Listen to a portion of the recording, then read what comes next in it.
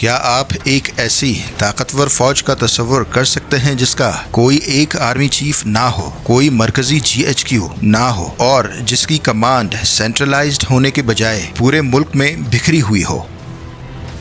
اسرائیل اور امریکہ کی حالیہ جنگ میں ایران نے ایک ایسا دفاعی معجزہ دکھایا ہے جس نے جنگی تاریخ کے تمام اصولوں کو ردی کی ٹوکری میں پھینک دیا ہے۔ آج ہم ریئلٹی فوکس ٹی وی پر پردہ اٹھائیں گے جنرل محمد علی جعفری کے اس ماسٹر پلان سے جس نے ایران کو ایک ایسی ہائیڈرا فورس میں بدل دیا ہے جس کا ایک سر کٹتا ہے تو 7 نئے سر نکل آتے ہیں۔ آئیے جانتے ہیں ایران کے 31 صوبوں میں وہ ناقابل تسخیر دفاعی ڈھانچہ جو اب دنیا کی فوجی اکیڈمیوں کے نصاب کا حصہ بننے جا رہا ہے۔ ایران، امریکہ اور اسرائیل کے درمیان جاری حالیہ جنگ نے دنیا بھر کے دفاعی ماہرین کو حیران کر دیا ہے۔ دشمن نے سمجھا تھا کہ ٹاپ لیول کی سیاسی اور فوجی قیادت کو شہید کر کے وہ ایران کو مفلوج کر دے گا، لیکن ہوا اس کے بالکل برعکس۔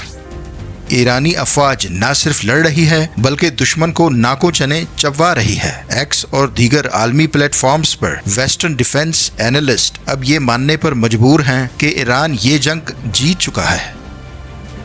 آخر یہ کیسے ممکن ہوا؟ اس کے پیچھے ایران کا وہ ڈی سینٹرلائزڈ نظام ہے جس کی مثال تاریخ میں نہیں ملتی۔ اس ناقابل یقین دفاعی ڈھانچے کے معمار سابق پاسداران انقلاب یعنی IRGC کے کمانڈر جنرل محمد علی جعفری ہیں۔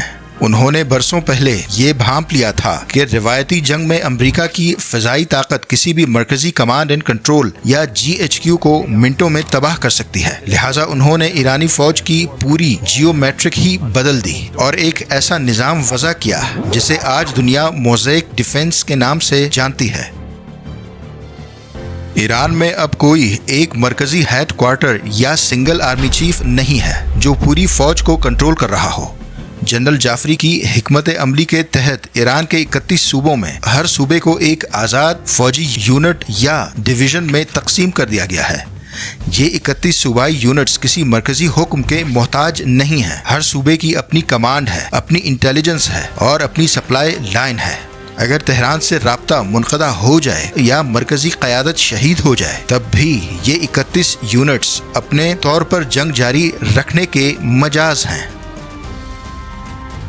اس سسٹم کی سب سے بڑی کامیابی یہ ہے کہ ہر صوبائی یونٹ کے پاس اپنا اسلحہ سازی کی فیکٹری، اپنے گودام یعنی انوینٹوری اور اپنا بجٹ موجود ہے۔ انہیں تہران سے گولہ بارود منگوانے کی ضرورت نہیں پڑتی۔ ان کے پاس اپنے ڈرونز، اینٹی ٹینک میزائل اور مقامی سطح پر تیار کردہ ہتھیار موجود ہیں۔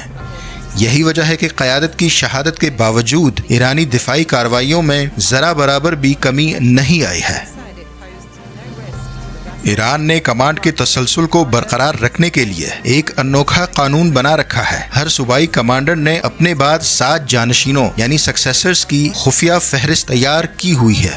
اگر پہلا کمانڈر شہید ہو جائے تو دوسرا خود بخود چارج سنبھال لیتا ہے۔ یہی وجہ ہے کہ دشمن جتنے بھی لیڈرز کو نشانہ بنا لے، میدان جنگ میں کمانڈ کا خلا پیدا نہیں ہوتا۔ یہ ایک ایسی مشین ہے جو خود بخود چلتی رہتی ہے۔ مغربی دفاعی تجزیہ کاروں کا کہنا ہے کہ جنرل محمد علی جعفری کی یہ تکنیک آنے والے وقتوں میں دنیا بھر کی فوجی اکیڈمیوں کے نصاب یعنی سلیبس میں پڑھائی جائے گی۔ یہ ماڈل سکھاتا ہے کہ کس طرح ایک ملک بغیر کسی مرکزی GHQ یعنی کمانڈ سینٹر کے اور بغیر کسی واحد آرمی چیف کے دنیا کی سپر پاورز کا مقابلہ کر سکتا ہے اور انہیں پیچھے ہٹنے پر مجبور کر سکتا ہے۔